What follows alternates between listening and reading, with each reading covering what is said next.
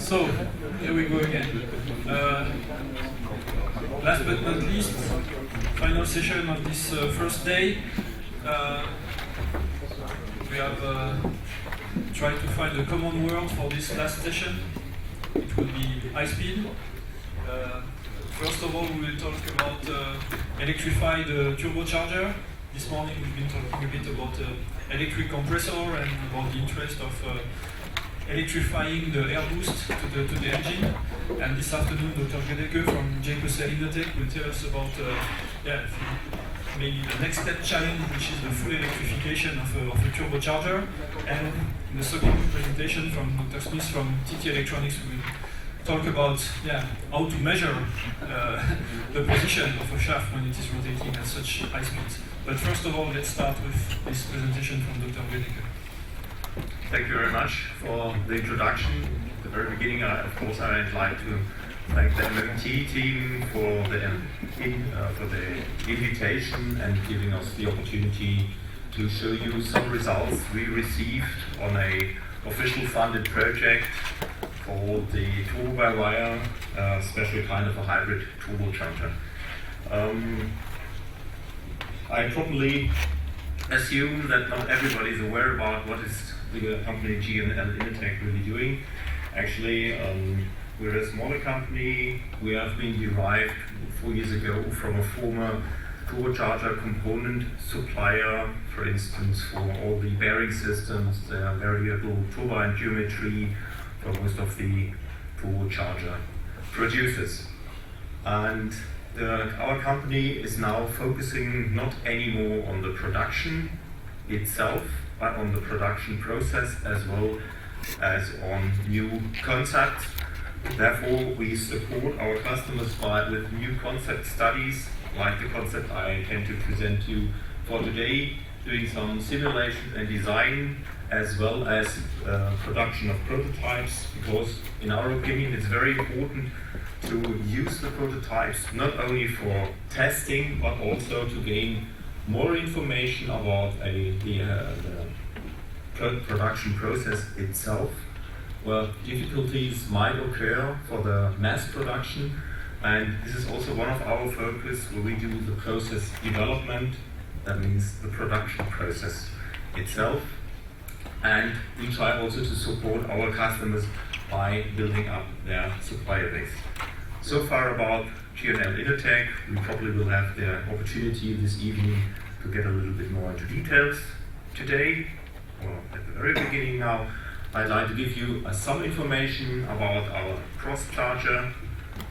Regarding the basic conditions, I'd like to start, but I think I can skip that quite easily because we've heard from Mr. Lieu and the other speakers already the circumstances and the necessity why we have to improve the boosting process for the ICE. We are, with our team, focusing on the electric assisted turbocharging. I'd like to give you more information about our approach. We call it hybrid approach for the cross charger, showing you a few design slides of our prototypes, giving you some information from the balancing aspect, which is very important for us, of course. Some information coming from mechanical analysis, and of course some test bench results. And last but not least, I'd like to show you some information what influence such a system might have on the combustion engine itself.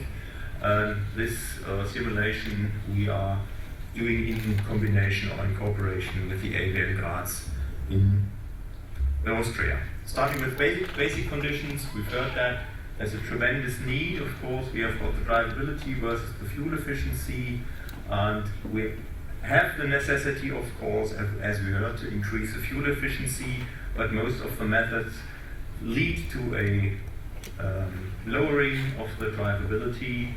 Of course, we start with the baseline and having a downspeeding done. Then afterwards we have the necessity of a turbocharging, trying to have a assistant opportunity to decrease the engine size by downsizing, and of course an alternative or an additional support by a hybrid system. Having a focus on the boosting process itself. We try to sort out, this is the percent of torque versus the time. This is the requirement actually from the pass card driver itself. A normal natural aspirated engine reacts with a spontaneous moment, which is already the full torque. And of course, as you know, we have a slight delay with a turbo-driven engine. We've got a spontaneous torque, but it takes quite a lot of time until we achieve a full torque. This is just only to show you, give you an impression what is going on, and this is especially under the respect of downsizing a very important aspect for improvement. As I said, we were concentrating on an idea which is actually not that new, called the electric assisted turbocharger. It's at least, Honey was started, I think, 12 years ago or even longer than that, taking over the American idea. Actually, the idea was just to integrate an electrical device into a turbocharger, which consists of a turbine and a compressor. And the idea was just to integrate the electrical device in the center housing, the bearing housing, giving them the opportunity to speed up the compressor in case we have not enough exhaust energy available on the one hand side, but also giving us the opportunity to recover energy in case of exceeding exhaust power. It was sorted out from several R&D projects that one of the most important aspect is the central design parameter, actually the motor torque versus the complete moment of inertia. And all the aspects we've seen in the past were suffering actually from this point. We have a few slides integrated now in this presentation. Here you see quite old ones from Professor Zellberg of the TU Dresden, from Cummins. All common with them is the integration of a central electro motor into the compressor, into the bearing housing of the turbocharger itself. Well, we have to face a few problems, of course. Is the heat flux from the turbine. We are talking about exhaust temperatures around about 1050 degrees, causing some trouble with the electrical device. Therefore, as we see it in here, we have a separate cooling device necessary on the one hand side, and on the other hand side, of course, we have a significant increase of the moment of inertia. Therefore, most of those projects had a severe problem showing the transient behavior.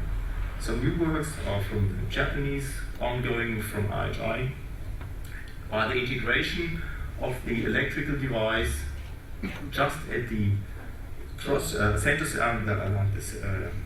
junction between compressor housing and the bearing housing.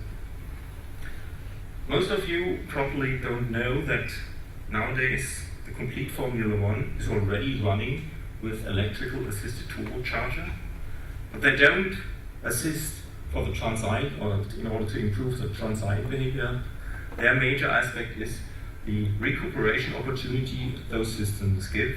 You see here, for instance, that's the Formula One Mercedes motor, which is now running quite good, having the fairly big electrically assisted turbocharger, which is specially designed just for energy recovery. We took over this and tried to sort out a system, to design a system which might be suitable from the one hand side for the mass production, and of course for the aspects we mentioned before for downsized engines. We just tried to design an electrical device which can be integrated on the coldest side of a turbocharger, which is the compressor itself. Therefore, we separated from the hot turbine to get rid of the heat flux, and tried to design an electrical device with a minimized moment of inertia. and of course, as we've seen before, with a maximum of torque applicable at very low speeds. It's looking like that. That means we change just the design, the position of the motor into the coldest part. We still have the remaining parts of the turbocharger as they are already known. How can such a system look like? This is expressed in this slide. We designed in cooperation with a company coming from the dental industry, because they are already aware of the high speeds necessity for a turbocharger. We are talking about RPMs of around 200,000 and even more. The major aspect of the electro motor, which is designed within this project, is that we have a separation done between the rotor magnet and the stator itself. We increased it that far that we have the opportunity to soak the complete intake air through the electrical device, giving us the opportunity on the other hand side to use the remaining turbocharger components, which are extraordinarily difficult to design, especially the bearing system and so on. Therefore, our intention was not to design a complete turbocharger. Our intention was to improve the turbocharger on those topics where we still have a lack of properties. You see, this is just the mere idea. Well, of course, most of you will say that's quite critical. An electrical device with such a huge air gap won't work. You are not the only one. This was a topic we were facing with most of our customers, but I can be sufficient. We managed this to get rid of this problem, of course. And on the other hand side, we just replaced the nut, which is used for the assembly process of the turbocharger, by replacing with a high efficient magnet, which is armored with a special metal sheet. How this could look like, you see it in here. This is our so-called experimental carrier alpha, which was designed within this official funded project. We started with a standard turbocharger. It's a Borg-Warner wastegate turbocharger being used for a alpha project, for the Alpha Giulietta, and use a KO4 charger. And we see down here, this is the standard one, how it is looking like. And we just modified this tiny little part. That means we just modified the cartridge and the compressor housing. You see in here, this is actually the modified nut with the integrated high efficient magnet, and the complete stator is built up like a cartridge with the complete wiring inside, and we built up the contour of the compressor itself by the electromotor itself. And we just assembled this one towards the compressor house itself. You see it in the crosscut a little bit better. You see it on here. This is the stator itself, which is building up the contour, containing of the wiring itself, of course, of the metal sheets. And on here you see in front of the compressor wheel, which is slightly modified, the high efficient magnet with the armoring itself. You see there's hardly any impact on the intake system itself. We took over the complete bearing system from the standard turbocharger. We had only a slightly increase of the mass of the shaft by only 38 grams within this project, which also causes a slight increase only of the moment of inertia of around by 5.5%. The subject is, we've seen before, we were talking about 50 or even 80% increase of moment of inertia. As you see, a tremendous difference to the design we have chosen. Well, you might imagine that we also were facing mechanical issues, because we had to give answers what is happening with this additional mass to the shaft itself. Is it possible to realize this in prototypes? Yes, we did. In here you see the cartridge This is the assembled electrical stator into the compressor housing, and in front of here you see the assembled high-speed magnet system. In here you see the results we received from the balancing process. You might imagine that the balancing is a very significant position in order to realize this topic. We are talking about a system, as I said, which has the opportunity or the ability of achieving at least 200,000 RPM. The interesting aspect is that we even increased the balancing quality. And this is related due to the fact that we move the center of gravity towards the center of the bearing system. In case of a standard turbocharger, you've got an Inconel wheel or even an aluminate turbine wheel on the one hand side, and on the cold hand side, in the compressor, we are talking about an aluminum or titan compressor wheel. That means the center of gravity of a standard turbocharger is usually outside of the center of the bearing system. By adding this additional mass, we improved that. That means we changed the center of gravity just in the center of the bearing system itself. Of course, it's not only the balancing aspect, very important is also what is going on with the shaft movement. Also, the shaft movement is a critical aspect for a turbocharger and the reliability. We did also some FEM studies on the design you've seen before. In here you see the distortion with a maximum of unbalance at the worst point at the edge, as you've seen it on here, and we hardly had any critical distortion, and in comparison to a standard charger, which was also done on the FEM study, there's hardly any critical changing in the results. And the same aspect occurs also with the stresses occurring in the shaft by itself. There's only a slight increase on this tiny little edge. We hardly see that in the slide. We also had a simulation done in order to sort out the impact on the bearing system, and the resulting forces around about 50 Newton meter, which is hardly any difference to a standard turbocharger. Those results have been also investigated by a turbocharger producer, coming to the same results. In some instances, we even can improve the shaft motion in correlation or in comparison to the standard one. The reason is probably the same as I mentioned before, just because of the center of gravity. The other aspect we were facing, of course, what's about the electrical device? Is this electrical device really working? Therefore, we designed a special test device in cooperation with Brutha from Switzerland, which we have chosen for the control unit. We are working with the control unit coming from an electric vehicle in order not to have the necessity to design for the prototypes a complete new control unit.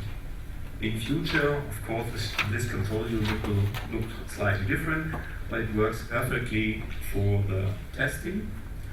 As we see on the design, our so-called air gap motor has a disadvantage. We don't have our own bearing system. Therefore, we had the necessity to design a separate bearing system just for the testing of the electrical devices.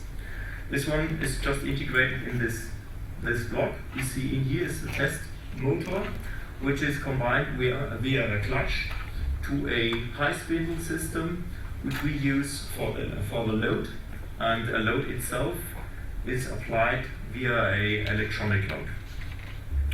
The complete system is looking like that. It's just a test bench in order to have proper measurements done regarding the torque, the power, and of course the speed. I give you just a few slides on the results. We're talking here about electronic electromotive forces. The red one are the simulation results we received via our simulation tool. I have to mention, a standard simulation tool is not suitable to simulate this kind of electrical device. And the blue ones are actually the measurements. We have some limits regarding the measurements due to the fact that the load spindle only lasts up to 60,000 RPM. But you see the predictions are very good, and they are fitting. The fit between simulation and measurement are extraordinarily good. The torque versus the current shows, of course, the same results. We have, with this test device, achieved torques of around about 70 Newton centimeter. And for us, it's very important to have a high low-end torque, of course. We try to assist the turbocharger, as I said, when there's not enough exhaust energy available. That's a speed region between 15,000 and we talk about 50 or 60,000 RPM. And here you see the torque versus the rotation speed, and we see we have a very good startup torque of around about 70 Newton centimeter for this tiny little motor. For our simulation results on the combustion engine, we decided to limit the power output up to 1.5 kilowatt, leading of course to a reduction of the torque, not at the low end torque, but as at RPM of 30,000 we have a limit of 50 Newton centimeter. We see this later on. We tried to sort out what impact will have this electrical device on a boosting system itself. This was done in cooperation with aviation guards. We selected an experimental vehicle based on a 1.7 liter engine with 250 horsepower. I can skip that. The interesting results are actually shown on this slide, starting on the right hand side. This is actually the torque and the power output of the electrical device we've seen before from the measurements. In case we apply this additional torque on the shaft, we achieve, of course, for a period of time of 3 seconds, an additional work on the shaft. Of course, this increases the charger speed. It ought to be.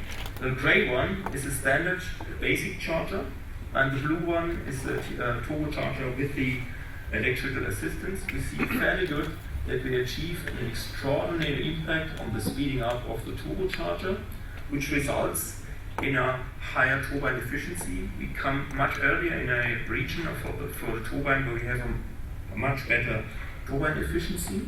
And of course, this is shown on here. After the load step, we have a significant improve also on the residual gases, which are reduced as soon as the load step occurs.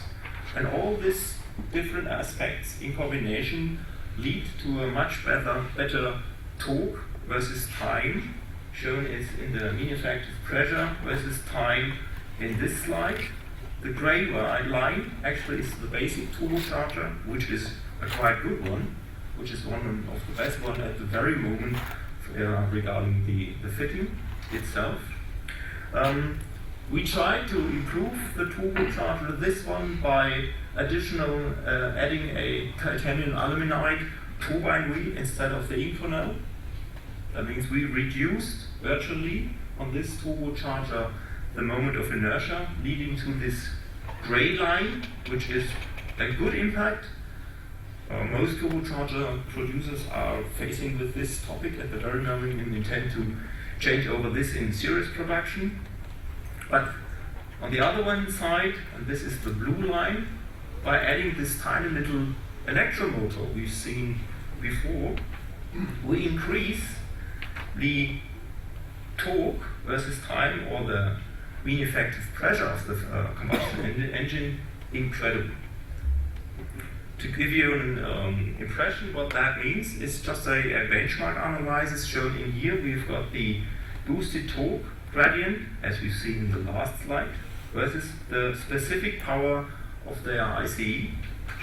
Those are the standard turbochargers. You see the one selected for the Alfa Romeo is the grey one on here, is a fairly good one. Those are new developments under investigation at AVL in Graz. And the blue one up here is the one we've shown in the last slides. That means we have a huge potential by improving the transient behavior of the turbocharger itself. We are integrating this small electric device in here. The potential, of course, is higher than that. As we've seen, we only limited the power output. We are working for some sports car manufacturers where we achieve much higher values. This just depends on the list of requirements the customer itself have got. So, on the other hand side, the energy consumption of the system is fairly low because we only have a very, very short period of time where we have the necessity for this additional boosting process. As we've seen, we're talking about 3 seconds. In some instances, it's absolutely sufficient to decrease it down to 1 second. For a 3-second boosting, we only need around about 7.3 kilojoule. This is the additional energy we consume during speeding up. We have no data available in detail by now for the recuperation process. This is just an aspect we have done under investigation with our OEMs, and they are showing that we even achieve nearly an equivalent energy consumption and energy recovery system. Of course, this is depending on the drive cycle which is in use. Just to give you an impression, we are able to have an energy recovery of around about 1 kilowatt, depending of course on the speed. But up to 1 kilowatt, it's quite a lot of energy which is possible to be recovered. Well, of course, this only give you a short impression what impact this might have. The blue car is a standard equipped turbocharged car, and the red one, of course, with an electrical assisted one. It's really impressive that at the same time there's a much better response time and response behavior, and especially for drivability. Most of you probably do know the impact of the turbo lag. Well, the turbo lag is not only critical for the driving behavior, for the drivability, but also has a severe impact, of course, on the CO2 emission at its own. To give a last slide on this topic, so let me summarize the aspects we were talking about. We achieve a fairly high startup torque. We eliminate the turbo lag. We have an improved acceleration for the car. The complete system itself also allows us to regenerate electricity from the exhaust energy. This is an aspect which, for instance, is very interesting also for HGV applications. That means for heavy-duty vehicles. The trend of hybridization and downsizing, of course, is an aspect which is supporting our technology quite good. As we've seen, we have fairly good packaging because we don't hardly need any additional space. The overall volume of the turbocharger is nearly the same than the standard one. Well, with this new development, we have a solution sorted out to get rid of the thermic problems of a standard electric assisted turbocharger as they were under investigation for the last years. The concept is quite good to be integrated with the standard turbocharger. We don't need a secondary one. We don't need, for those fields of application, we are aiming at a 2-stage charging system. And the trend, of course, on the market is towards a 1-stage charging system, get rid of multi-stage system. As a matter of fact, that they are quite complicated, extraordinarily critical regarding reliability and of course due to cost issues. There are several other aspects, but having a look at my watch, I don't want to get too much into details. There's so many other aspects. For instance, we have got with this system also the opportunity to do some kind of OBD, on-board diagnostics. We see as soon as the combustion engine has got some kind of a failure, we see that within the control unit, or whether there is something critical from the turbocharger, for instance. Is it a case of guarantee when something there's overspeeding taking place for the turbocharger? We can do speed limiting, we can do even, as we heard from the previous presentation, also have an opportunity to get off resonance effects, which are critical for a standard turbocharger by just cutting out certain frequencies where we just have those resonance effects. So there are quite a lot of additional aspects, but I will respect that I'm a little bit over time. I hope I could give you a short impression about this new system. This is a quite typical product for mechatronics, and therefore thanks again for the invitation and giving me the opportunity to give you some information about the cross charger.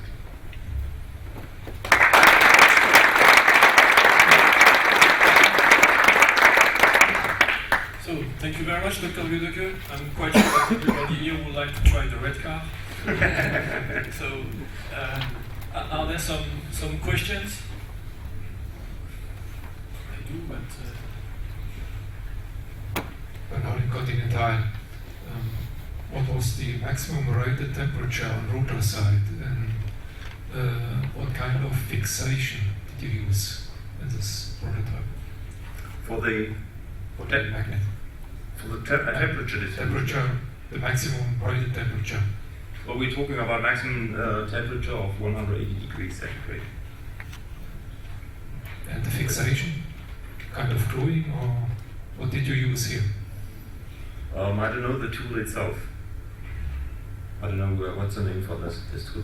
For the rotor simulation, it's a own simulation tool which has been specially designed for this kind of motor. And why did you use it? Permanent magnet system? The question is, how did you mount the magnet on the rotor, if I got it? Or do you mount the permanent magnet? To mount, to assemble it. That was the question. The assembly process, the rotor magnet, it's a mechanical process. We have an armoring.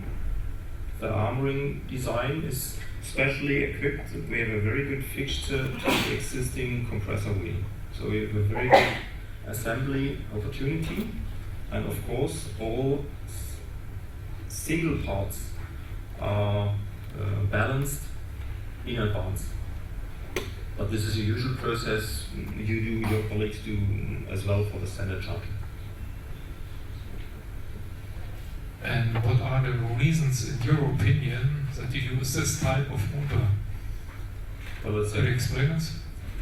This type of motor gives us, is the only opportunity to have the complete, at the very beginning, a very low moment of inertia on one side, and give us really the opportunity to have this huge air gap. With another electrical device, we don't have the chance to get really the magnetic field working in order to have the EMF done.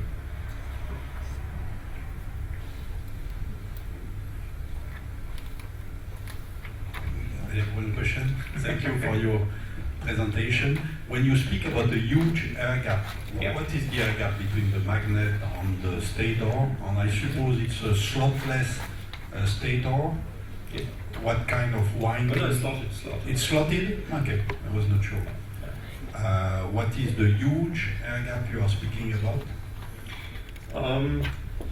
We're talking about, in here, a diameter of around about 14 millimeter, and we'll go down up here to 15 millimeter. So this is for a standard electrical device, unique. And it's a one pole pair magnet? Yeah.